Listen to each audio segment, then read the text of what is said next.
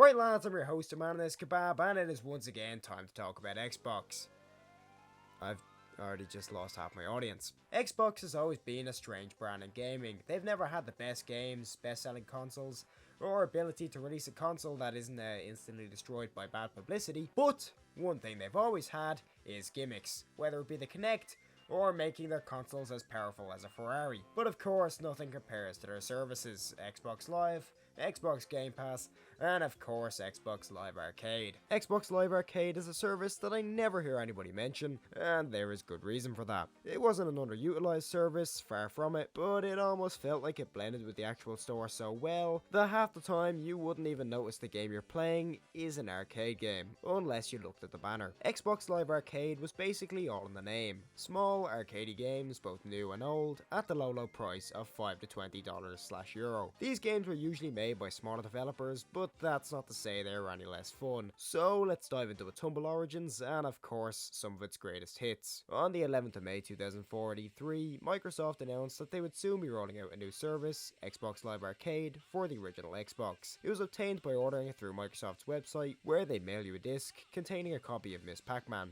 Strange choice, but it was only the beginning. 27 titles would be released on Xbox Live Arcade over the course of its life, which doesn't sound like a lot, but it makes sense when you remember that this was 2004 and this was released in 2005. These games could be bought once connected to Xbox Live and included titles like Bejeweled, Feeding Frenzy, and Galaga. It was a small start, but the service would really hit its peak on the next generation of Xbox. The Xbox 360 would release on November 22nd, 2005, and alongside it, a newly revamped Xbox Live Arcade. The service was built in as a key component of the Xbox 360 dashboard, and each 360 was bundled with a free copy of Hexic. Trials of games could be purchased through the store, and each game included leaderboards and achievements, although usually less achievements than full releases with only 200 gamer score. The initial releases were essentially just re-releases of those on the original Xbox Live Arcade, but over the coming years more and more games would be rolled out, with the number of titles eventually reaching 612, which, seen as the GameCube only got 653 games over its entire lifetime, is quite significant, even if a lot of these games were either 15 years old or not that great. Microsoft did a lot throughout the years to promote the service, whether it be Xbox Live Arcade Wednesdays,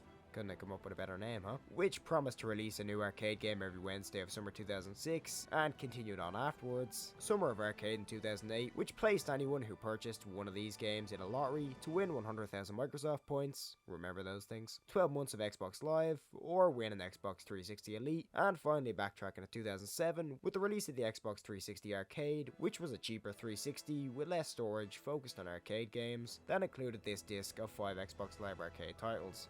Yeah, I never really understood the point of this console, to be honest, but enough of all that, let's dive straight into the games. Firstly, we of course have the arcade games. Jetpack Refueled, Feeding Frenzy, Pac-Man, Frogger, all of your typical arcade games that have been re-released 100 times over on different hardware. Some of these have gotten slight remasters or graphical touch-ups, but in general, these are the type of games that you could easily find on one of those €15, 101 knockoff things, and aren't exactly worth buying here in my opinion. Next up, we have the remakes, or modern arcade titles. These include things like Pac-Man Championship Edition, Plants vs Zombies, or Boom Boom Rocket. Games that already existed but were either remade in the case of Pac-Man, ported over with a ton of new features in the case of Plants vs Zombies, or just I'm not even sure what Boom Boom Rocket is, but hey, it's modernish. These, in my opinion, are the more arcadey pick up and play titles that are actually worth the money, still being the full games, but now including extra modes, multiplayer, and being more optimized for the Xbox 360. I suppose you could also throw in full ports in here too. Banjo and Kazooie, Perfect Dark, Castlevania, Crazy Taxi. Most of these were either Sega or Rare games due to Microsoft's ties to the first and ownership of the second. This was the era where Sega were transitioning from a console maker to solely a games publisher, so a lot of their older games like Jet Set Radio, which had appeared on the Dreamcast, were now re-released to a wider audience due to the not so good sales of that console. And Rare, well, this was the short-lived period after their acquisition by Microsoft when they actually released a few decent titles and not just Kinect games. They released a few titles through arcade like Cameo and Viva Pinata, alongside other releases by Microsoft's game studios like Trials HD and Uno, with a lot of these titles later getting full disc releases too. Yeah, Cameo was actually a launch title for the Xbox 360, so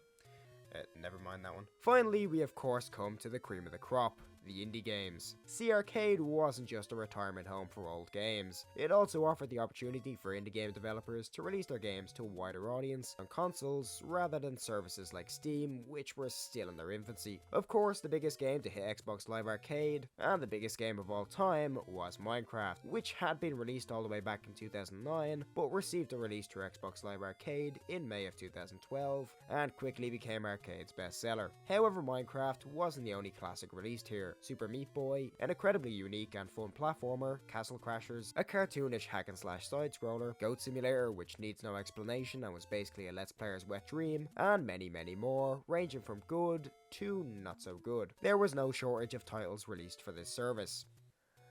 Yeah, until there was. The title of Xbox Live Arcade was discontinued with the release of the Xbox One. That's not to say the Xbox One wouldn't have arcade games, but they'd simply be advertised in store the same way any other game would be, which was kind of disappointing. Many Xbox Live Arcade games were later brought over to Xbox One and now Series X, thanks to backwards compatibility, but unfortunately the name was to be forgone, and would only live on in the libraries of Xbox 360 owners, who could still buy these games off the 360 store to this day. However, for much longer is still unknown. Xbox Live Arcade is a product of its era, a time where the Xbox brand actually had an identity before the great plague of let's make everything look like Windows struck. A service that, although not every Xbox 360 owner valued the same way, was definitely an important part of the Xbox 360's legacy. Anyway guys, I'd like to thank you all for watching, and with another dose of nostalgia out of the way, I'll see you all next time.